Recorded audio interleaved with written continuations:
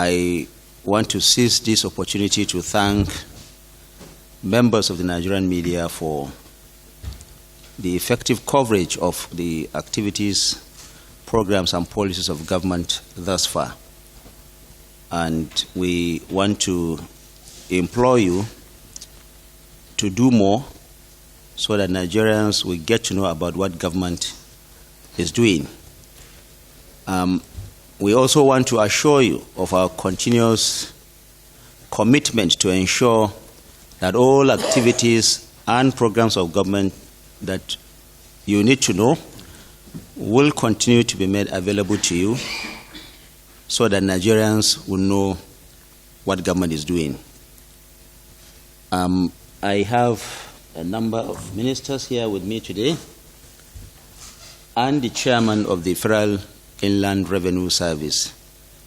To my extreme right, of course, is the Honorable Minister of Interior, Mr. Olabumi Ojo. Next to him is the Chair of the Federal Inland Revenue Service, Mr. Zacchaeus Adedeji. To my immediate right is my regular panelist here, the Honorable Minister of Works, Senator Dave Omahi. On my immediate left is the Honorable Minister of Health and the Coordinating Minister of Social Welfare, Professor Mohammed Ali Pate. And next to him is the Honorable Minister of State for Labor. And on my extreme left is the Honorable Attorney General of the Federation and Minister of Justice. A number of issues were discussed here today at the Federal Executive Council. I will want to call on each of the ministers to address those areas as it directly affects their portfolio. Let me first, before I call on any minister, call on Mr. Zach Adedeji because of the importance of the deliberation. There is a new information that affects the petroleum sector that Mr. Zach Adedeji will talk about. Mr. Zach.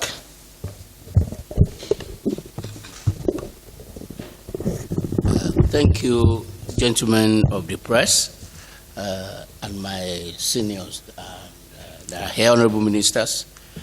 Today at Federal Executive Council meeting, there was a memo prepared by Mr. President, which is to promote the trade of crude oil within local refineries and Nigeria Petroleum Company, which is NNPC, to deal in our local currency. In attitude of Mr. President to actually think out of box to solve a Nigeria problem and actually to localize the solution to Nigeria problem. He has approved through the council that effective immediately that NNPC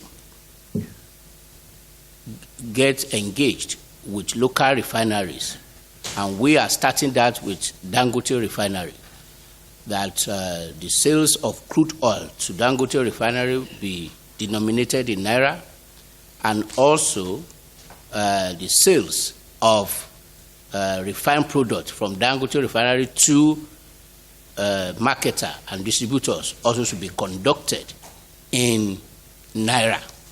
And what does this mean to our economy? One, the pressure on foreign exchange rate today will be reduced. Today, you may be aware that we spend roughly 30 to 40% of our foreign exchange today on importation of PMS that we consume. And in monetary terms, monthly, we spend roughly $660 million in this exercise. And if you annualize that, that one will give us $7.92 billion pressure that we have.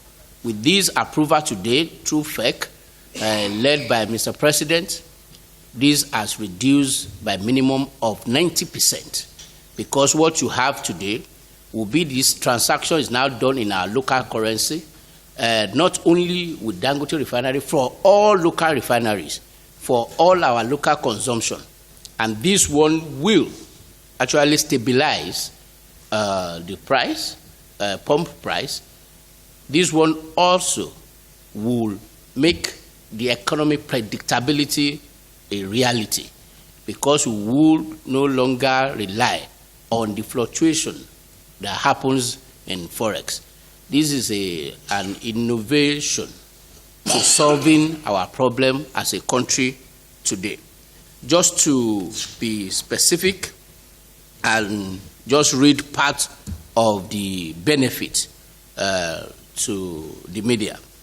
Number one, which is major out of it, is the reduction in foreign exchange pressure. As the existing process that we have today, we utilize $660 million per month, totally $7.9 billion annually. With the new approval that we have now, this will reduce to minimum, to the maximum of $50 million per month, which is annualized, will be only $600 million. This is total reduction of 94%, and in term, this is saving of $7.32 billion. This will also reduce finance cost, which today stands at $79 million.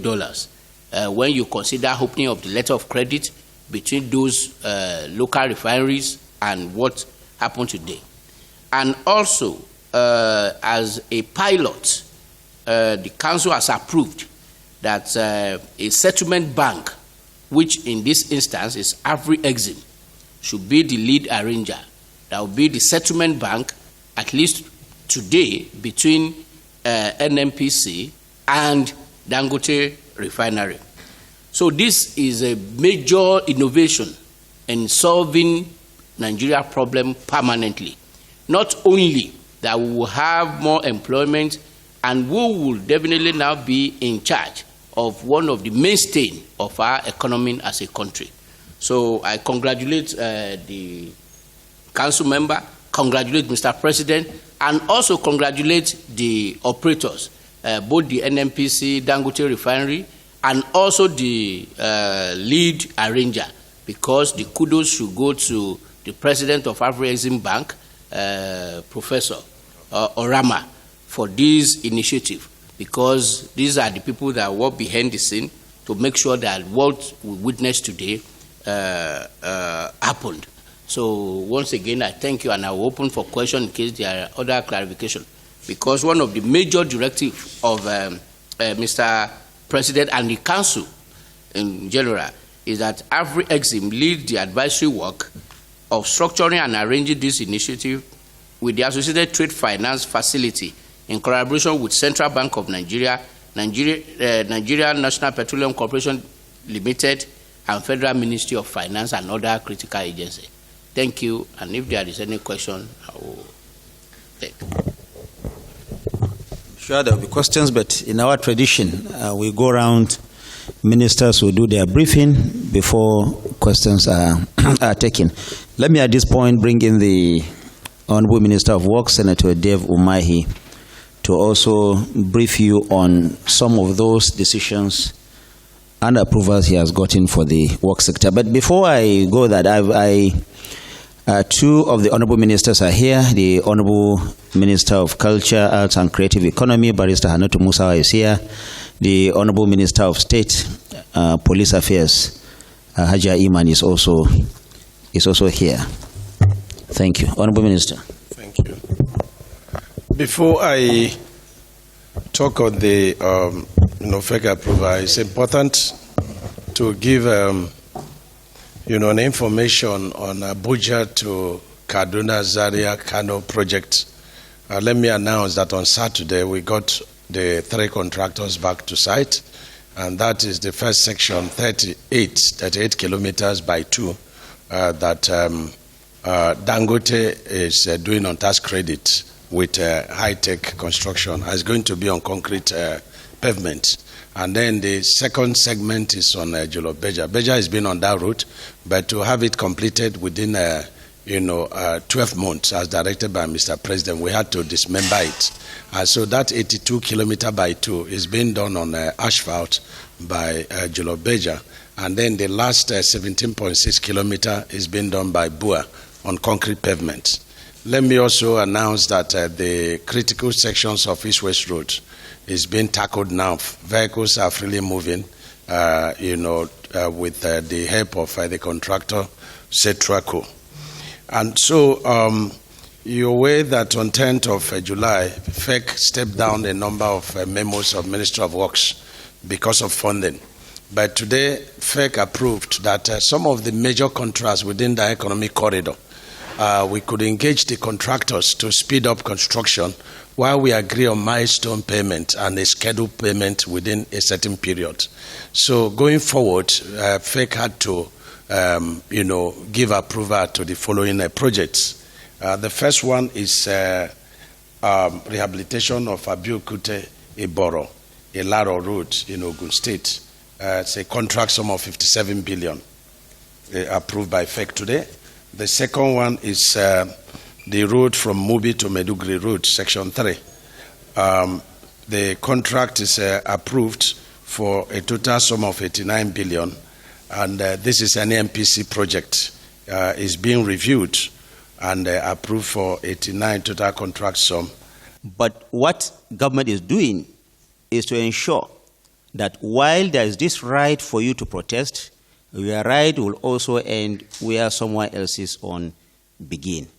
Therefore, while you are thinking of protesting, government is appealing to you first to shelve it, because there's a great likelihood that this protest may be hijacked and may turn violent by unscrupulous elements, and Nigeria will not be good for it.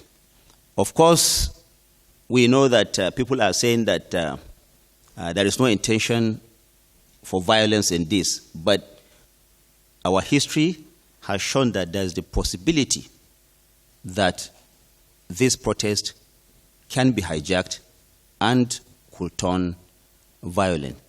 Once again, before I open the floor for questions, it is an appeal again that the federal government is making to ensure that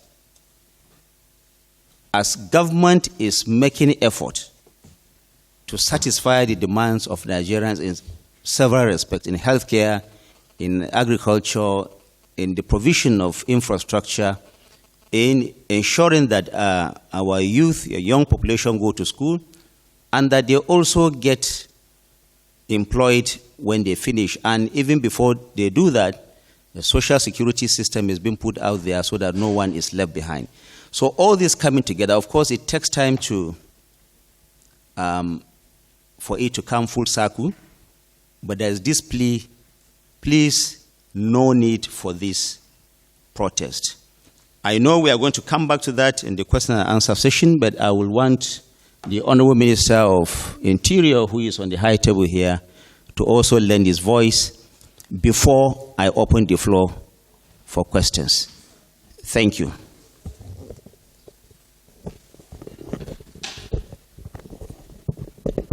Thank you, Honorable Minister of Information, Honorable Ministers, dear colleagues, members of the press. Let me, first of all, state clearly that most of the points as articulated during the Federal Executive Council with respect to the protest, the Honorable Minister of Information has done adequate justice to it. And our position is that President Tinubu deserves to be analyzed. It deserves to be credited with the gains in the last 13 months. We know clearly that this is a president that is just about 13 months old and a cabinet that is 11 months old. And in these key moments, we need to clearly remind ourselves of key institutional and foundational gains that this particular administration has been able to bring to fore. And if there is one decision or one thing this administration has done, is to cure Nigeria of long-term problems. It's not just today. The issue of fuel subsidy that the administration removed has been a lingering crisis. And today, with the decision of the Federal Executive Council of today, by promoting local trade of crude oil and refined petroleum products in Naira, then finally, I think the biggest elephant inhibiting or negating against the development of the energy sector has just been removed. What this means basically is that just as we know for any energy producing country, when I say energy, I mean crude producing, the wealth of the nation, the employment opportunities of the nation, the dynamism of the economic tendencies of the nation revolves around the midstream and the downstream. And that's what has been absent over a long period of time in Nigeria. That has affected the industrialization drive of the country. And part of it has to do with this non-parity and non-alignment of foreign exchange tendencies. But with the decision of Mr. President today, I want to speak as a young man, as a young Nigerian, as a youth. I feel so proud because I know that the forces that had hitherto held down the generation of my fathers, the generations before us, has been removed. Today, industries will come to Nigeria, refineries will come to Nigeria, and Nigeria will not just be energy sufficient, but Nigeria will end up being a net exporter of refined product. So this, you can't get a better environment for industrialization than this. And of course, our youths will be employed. What we used to have is a scenario where in the petroleum sector, apart from the upstream, our youths were, people working in the downstream were usually petrol attendants. But with this new policy of government, it means that we will now have people working as engineers within the midstream and the downstream, the refinery. So we are upgrading the skill set of our people, and we are no longer going to be exporting the skills. Rather, we will be exporting products that will increase our GDP and foreign direct investment. And I have to also say this. All these investments are possible because of the unification of the exchange rate. It means there's predictability of Forex. What that means basically is that people are now free to bring in their money, knowing fully well that they can predict what the exchange rate will be. And of course, the foreign reserve has increased. So basically, we don't have to be spending money that we don't have, using foreign reserve to guide against the Naira. And these are big elephants that the president has taken up. And also, about the protest, we realized that the president is not interested in using Panadol for cancer solution. The president is interested in treating cancer with solutions that are desirable, not just for temporary relief, but for permanent solutions. We said, number one, we look at the issue of local government autonomy. This president has been so bold, audacious, to have taken decisions that no president in the history of this country has dared to take. Number one, the issue of autonomy. For the first time, local governments, the closest tier of government to the people, will be receiving their money. Therefore, development can go closer to the people. That was an audacious move by the president. That was not a political move. That was a move by a statesman. He's been able to do that. Issue, as I said earlier, the unification of the exchange rate can increase foreign direct investment. This president has done that. The third one, obviously, is the issue of the subsidy. Removal of the subsidy, opening the space, and now complementing it with the policy approved today that will enable the liberalization and the opening of the energy sector space. This president has done this. And of course, the student loan, as the Honorable Minister has spoken about. And when you see what the Minister of Health spoke about, I want to congratulate the President and the Minister of Health, because we know what dialysis is about. We know how important dialysis to somebody with kidney issue is like oxygen to a man. It's a necessity. This government is touching every nerve, is touching all the points, dotting all the I's and crossing all the T's. So we believe that this is not bad governance. So the issue of protest against bad governance is actually, to me, it's not properly directed, because this is not bad governance. If issue of subsidy removal, if issue of student loan, if issue of student loan is something that has to do with bad governance, then I don't know what good governance is. Thank you very much, and God bless you.